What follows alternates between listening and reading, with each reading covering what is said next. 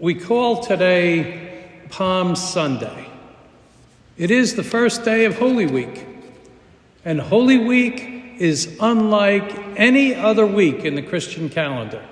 It begins with triumph and ends in tragedy, and in between, every day becomes a living prayer, a reflection on the inevitable as we draw closer and closer, hour by hour, to the betrayal, the Lord's Supper, the arrest, Christ's passion, and then his death. All those episodes which we heard proclaimed just moments ago. I think that maybe Holy Week might have a new meaning for us this last couple of years. For those of us in Greene and Albany counties, Calvary can seem as close as Albany Med, or St. Peter's, or Columbia Memorial.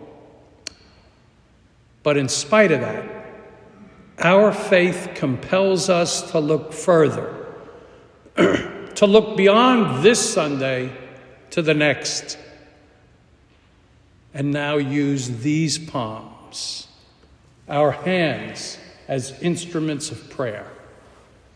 These last days of Lent, as we pray for our world, especially Ukraine, we pray with the great hope, and we do it for a reason, because we know the Christian story never ends on Good Friday.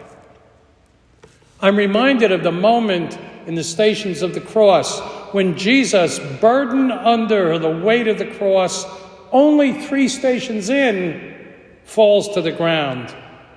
And then as he struggles to get up, he sees the face of his heartbroken mother in the very next station. And he forces a weak smile and speaks to her the words that we also find in the book of Revelation. He says, "I make all things new." That's just what we were waiting to hear. And that, in many ways, is the great message and meaning and mission of Lent.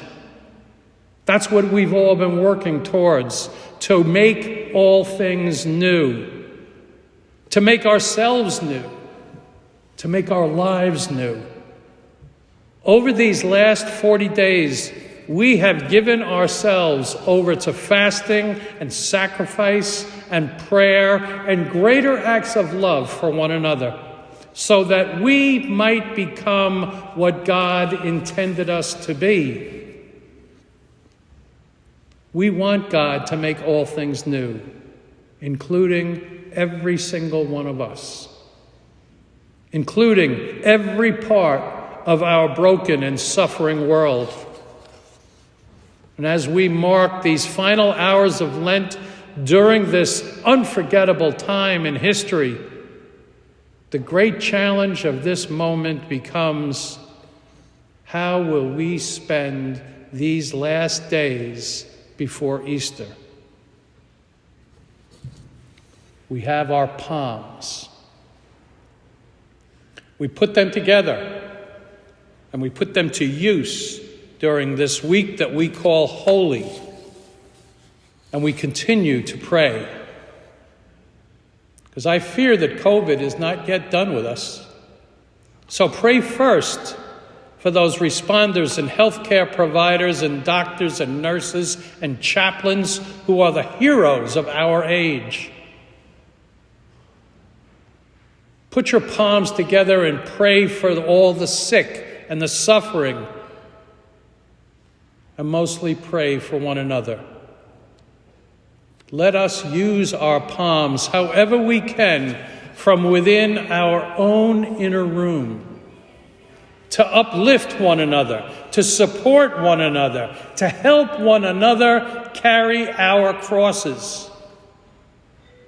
And so may we live this Holy Week like no other, and in the spirit of prayer like no other, with confidence and with courage, and with the fervent hope in the one whose own palms were pierced.